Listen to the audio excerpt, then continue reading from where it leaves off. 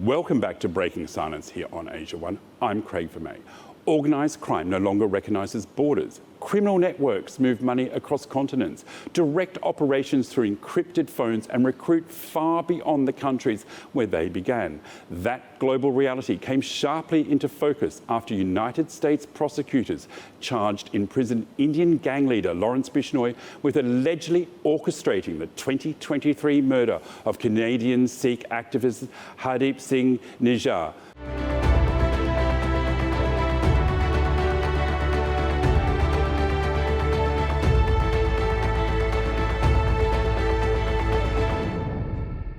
Bishnoi denies the allegations, but the case has once again drawn international attention to the growing reach of organised criminal networks with roots in India and their expanding influence across North America, Europe and beyond. For many people, organised crime still conjures up images of local gangs controlling neighbourhoods or cities. But the reality is very different. Investigators describe sophisticated international networks involved in extortion, drug trafficking, firearms smuggling, targeted violence, money laundering and intimidation. They are accused of operating across multiple countries while exploiting technology, migration routes and global financial systems to extend their reach. Communities thousands of kilometres apart can suddenly find themselves connected by the same criminal organisation. For members of the Indian diaspora, these developments have brought growing anxiety. Families who left home seeking safety and opportunity are now finding themselves watching reports of violence, extortion and intimidation appearing in the very communities where they'd hoped to build peaceful lives. Business owners have reported threats. Community leaders have spoken of increasing fear. Political disagreements that once seemed distant have, in some cases, been accompanied by criminal violence that crosses international borders. Law enforcement agencies say these organisations are no longer confined to one country. Investigations have uncovered networks stretching across the United States, Canada, the United Kingdom, Australia, New Zealand and parts of Europe.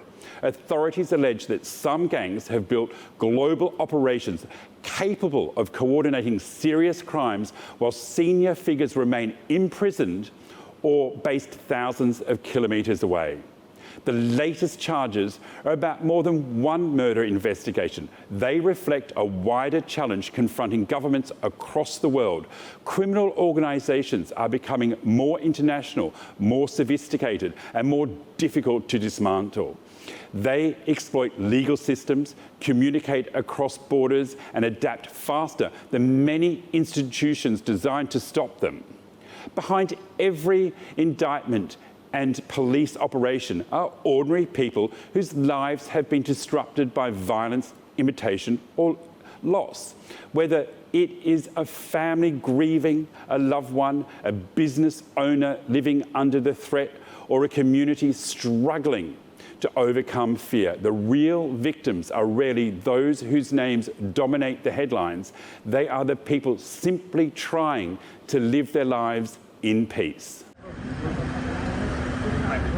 The investigation announced by American authorities is part of a much broader international effort targeting organised crime groups operating across several continents. Prosecutors allege that multiple Indian-based criminal syndicates have been involved in offences ranging from racketeering and extortion to drug trafficking, firearms offences and targeted killings. Dozens of suspects have now been charged or arrested as investigators continue pursuing others across several countries. Experts say transnational organised crime has evolved rapidly over the past decade. Criminal groups increasingly use encrypted communications, international financial networks and international connections to coordinate activities across borders. This makes investigations significantly more complex, requiring close cooperation between police, intelligence agencies and judicial authorities in multiple countries. The allegations surrounding Hardeep Singh Nijjar's killing also remain politically sensitive because they follow years of diplomatic tensions between Canada and India. Importantly, the latest US indictment charges allege gang leaders but does not accuse the Indian government of involvement in the killing. That distinction remains significant even as investigations continue.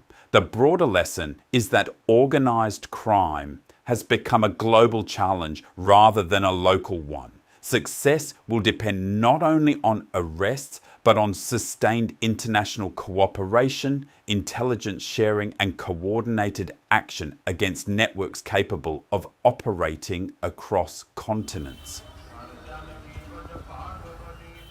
The legal process will determine the outcome of these latest charges, but the wider challenge is unlikely to disappear soon. As organised crime becomes increasingly global, governments will face growing pressure to strengthen international cooperation while protecting communities from intimidation and violence.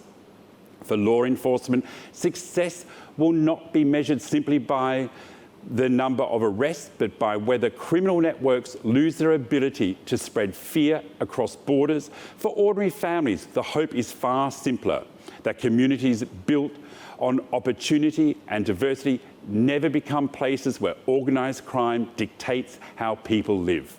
A border is supposed to separate countries. It is not supposed to separate people from their rights.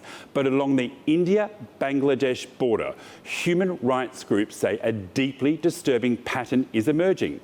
Families being detained, people being accused of being illegal immigrants, and some allegedly forced across the border without the chance to prove properly who they are.